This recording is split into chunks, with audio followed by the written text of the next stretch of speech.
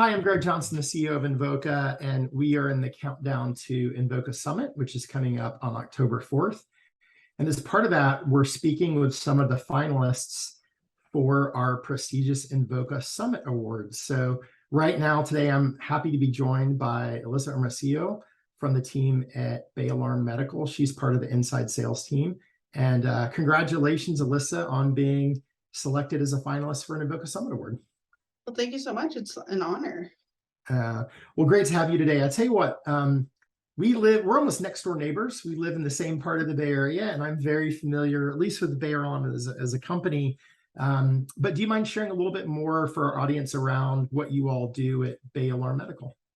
Yeah, so at Bay Alarm Medical, we're trying to close that gap for our aging customers to kind of help keep them living independent lives much longer than they would normally if they were going into care facilities, or to kind of free up those adult children who are helping take care of mom and dad while living their busy lifestyles. Well, I know my 6-year-old son would probably say that he spends time taking care of mom and dad, but not quite in the same way, I'm sure.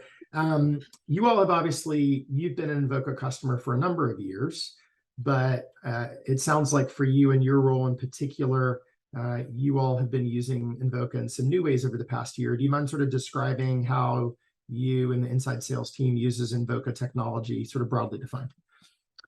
Yeah, so the Invoca technology really allows us to just kind of get a really good snapshot of what our team is continuously talking about on their calls. So it kind of gives us an idea of how they're positioning things, and we can look at what they're actually selling, and really just look for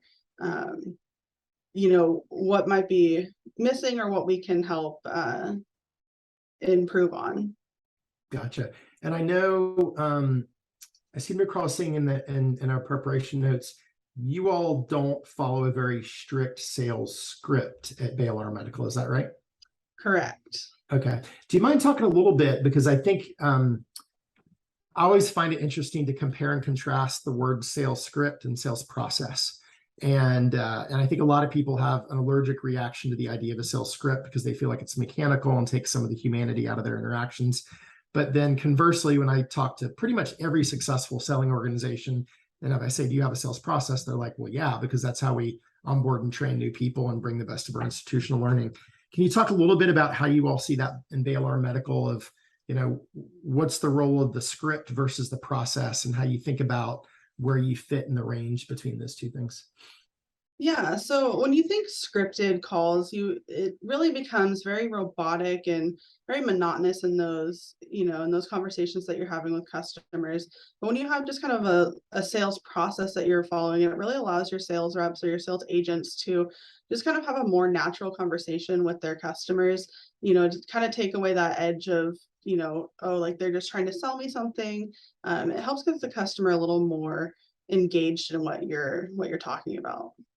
And as I think about how you apply Invoca technology, are there certain sort of guideposts or moments in the conversation that you're looking for to help coach your reps around? And if so, do you mind sharing like some of the examples of what those might be? Yeah, so we're really listening for their question asking process, right? So how they're qualifying for certain products that we're selling. So, we're able to set up for it to look for specific verbiage that we've, kind of trained them on how to get that conversation started with the customer. And then I know oftentimes with technology around sales enablement, you're trying to figure out how do you identify what's working really well, either as a theme or with a particular set of agents, and then how do you sort of spread that pixie dust across your entire agent team? Have you had any examples of things where you've learned something from your high performers and you've been able to sort of take that and amplify that across the rest of your team? Yeah, I think a really good example of this is actually our warranty sales.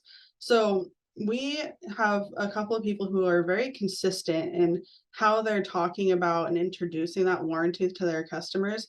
So we were able to kind of look into their calls and see exactly what they were saying, how they were approaching it, and how they were overcoming some of those objections from the customers, and take that back to the team and kind of apply that to some of our lower performers who were kind of struggling to just kind of get that conversation going.